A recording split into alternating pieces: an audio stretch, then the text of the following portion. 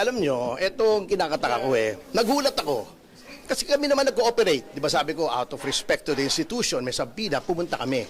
Ang gusto po nilang gawin, ibukod ng isa-isa sa kanya-kanyang mga kwarto ang bawat isang subject ng sabina at tanungin. Hindi po pwede yun. Now we are trying to get statements na maaring self-incriminatory. Maari kasi I insist, wala kaming tinatago. That papasok na yung right to remain silent dyan.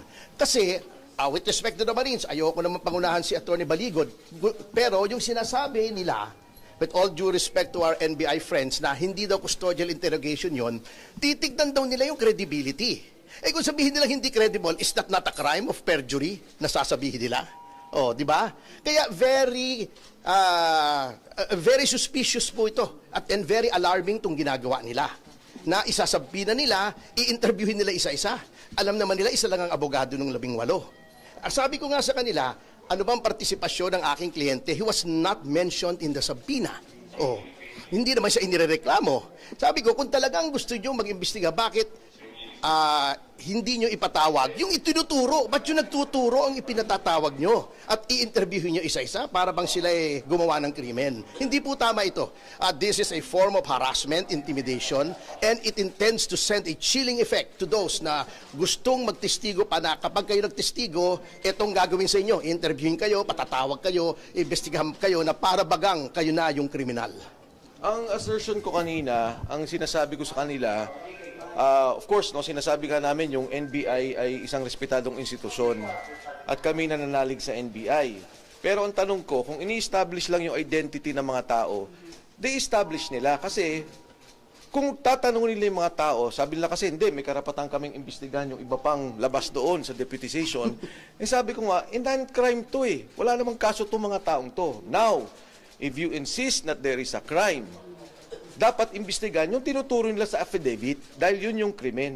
Di ba dalawa yung investigasyon na ginawa ng NBI dati, yung Napoles case at saka yung PhilHealth scam. So if that is the case, ipatawag nila yung tinuturo. Attorney Topacio also insisted on that.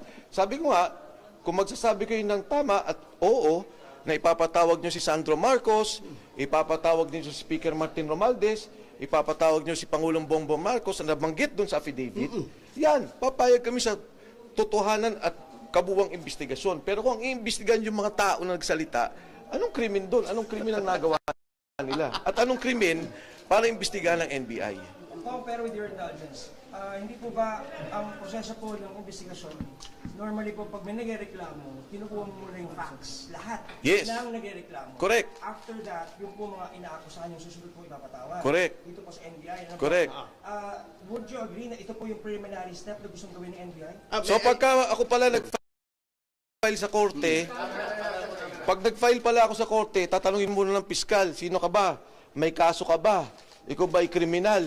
Ikaw ba ay kung saan ka nanggaling? Sino nagpopondo sa'yo? Hindi naman tatanong ng piskal yun Di ba? Sa investigasyon niya Ang iimbestigahan niya yung krimen na sinasabi ko. Ngayon, batay doon sa krimen, yung mga kalaban, yung mga inakusahan na tumanggap ng pera, sila magsabi na ito walang kredibilidad, ito hindi totoo, ito hindi totoo. But for us to be investigated initially by the investigative body, yun ang mali. Kami na bigla ang may kasalanan. Nag-file ka sa piskal, nagreklamo ka, sinabi mo yung katotohanan sa pagnanakaw dito sa gobyerno, pagkatapos ikaw inimbestigahan, parang hindi ata tama. Excuse me lang, sasagutin ko si John, from a legal standpoint. Ganito po yung sinasabi mong proseso, ganito yung sinasabi pong proseso kasi. You file a complaint. Nag-allege ka ng mga krimen doon. Since that is an affidavit, meaning to say it is under oath, at nung isang araw pumunta rito yung notaryo at napatunayan niya, siya ay tunay na abogado, siya ay notaryo at humarap sa kanya yung 18 na mga nagsagawa ng affidavit. That entitles the affidavit to full faith and credit upon its face. Ano pong ibig sabihin yan? Kung walang kukontra dyan, yan na ang totoo. Sino ang dapat kumontra dyan? Yun bang piskal o yung NBI? Hindi po. Yung binabanggit. Tama. Ikaw ang magdefensa. Ikaw ang magsabi, bakit hindi totoo itong sinasabi? Ito ay hindi totoo. Ito kasinungalingan. Ito, walang katotohanan nito. Bakit sila ang nag-establish kung meron o walang katotohanan? Again, an affidavit duly sworn before a notary public is entitled to full faith and credit upon its face.